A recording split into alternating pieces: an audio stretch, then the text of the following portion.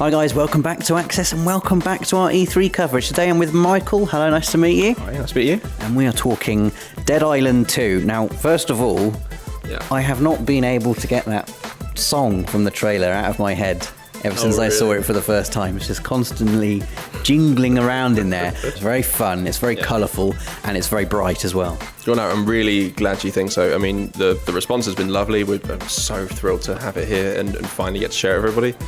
And I'm glad that everyone sees that tone. That was just really the most important thing we wanted to get across. So I'm just terribly happy that that's getting there. Cool. I mean, obviously, the kind of thing was a paradise and hell meeting. And you've got a great location, California, very sunny, very bright. Why is that so important for Dead Island, do you think, to have these beautiful locations, but then you're just smashing zombies in the head? Because it's fun. It's just the most contrasty, interesting image you can get. And it doesn't...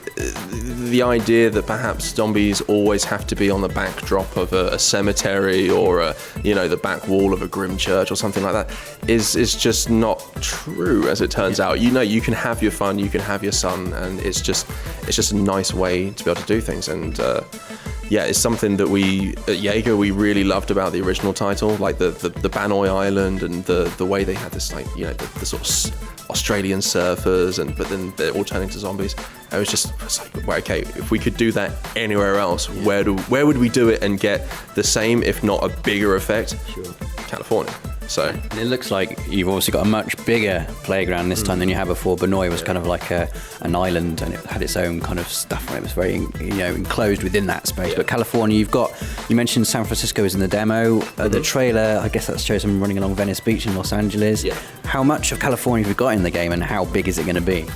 It's going to be quite a size. It's going to probably be quite a decent size, bigger than Dead Island 1. We're trying and it's not in a sense that we absolutely have to be bigger than that, but it's just the act of trying to best represent all those different areas of California. We really want to represent every beautiful kind of like locale and geography that California has to offer. We kind of take the approach of, imagine those Californian postcards. Like if we would go down to Venice Beach now, go to the tourist shop and start putting postcards down, that's really kind of the approach we have to all the different vistas and all the different geography, because that's the stuff that people recognize. When I say to you, zombie game California, you're like, okay, right, like in the tourist channel and the postcards and stuff. So that's how we really approach it. So narrative, how important an aspect is that for you? You've got your 8-player co-op, but you've got the strong single-player narrative running underneath all of it, holding it together. How important is that for you? It's actually the narrative is super important. More important though is the right tone and narrative. Like going back to our previous work on Spec Ops, I mean that obviously had its strong narrative undertones and overtones. I mean, it was, a lot of times it's very overt, and it was very much the right thing for that title. We really made an effort to be as respectful and just as tactful and as professional as we could in executing that rather serious story. And for Dead Island, it's a very different game. It's a very different universe, and so we are committed to that style of narrative with as much conviction as possible to really stick more into creating these humorous moments that this is actually funny. So we are pushing more for the humorous experience, which has a narrative pulling it along. It's a narrative which is a different challenge though. I mean, this is an open world 8-player co-op game. It's essentially like the world's smallest MMO. You're going to be in an open world dedicated server, and so it's not a narrative that's going to take you down a path and then proclaim you to have learned something and then tell you to stop playing. That's not right for this world. It's not going to be satisfying. What is going to be satisfying is being given a reason to stay on vacation in California killing zombies. So that's how we've done it. The way the game is going to handle its multiplayer and offline is the game will be default for online. So when you start booting up, you're always going to be on a dedicated server. There's going to be people in the world with you at all times. It's going to work with matchmaking, go down your friends list. So you're going to have usually a very intimate experience with people that you know by default. You can of course play offline and you get the same endless experience. You get the same gameplay. There's nothing limiting there.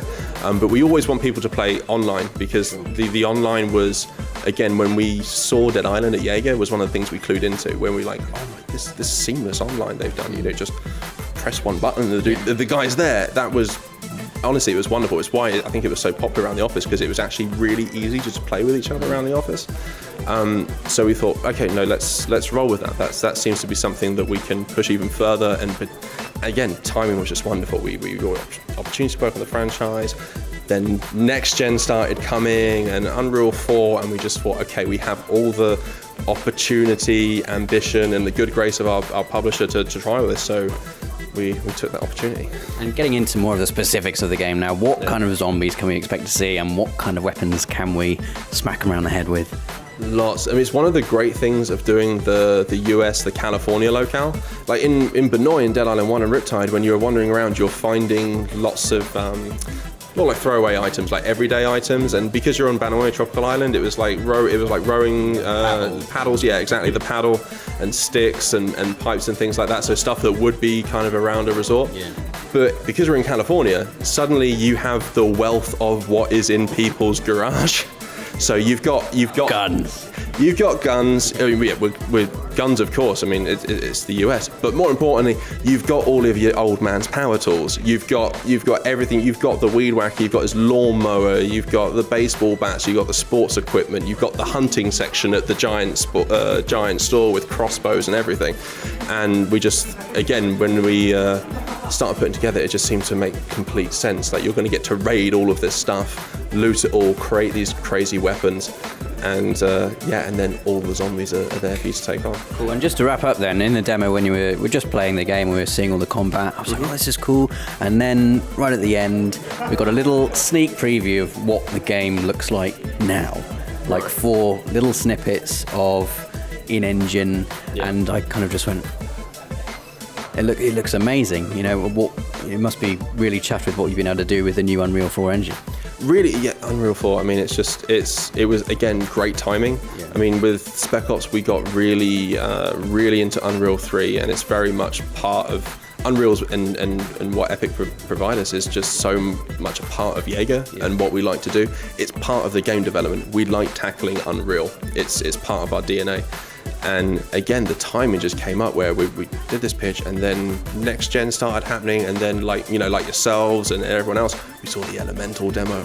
Oh my god! And we've got the pitch sat there. We've seen the Element and Unreal. We have to do this, and we have to challenge us on that level. And Unreal 4 just offers us so many opportunities there. It's it's nice to have all those challenges. Sounds a bit over ambitious and like, oh my god, you can't tackle it all, but everybody at Jaeger and I think everyone likes a different challenge, and we've got a lot of people in the studio who just love that challenge artistically, technically, and Unreal 4 just lets us do a great amount of stuff. I mean, we talked about, I think in the presentation we talked about how the different variants of zombies, and we want no two to be alike.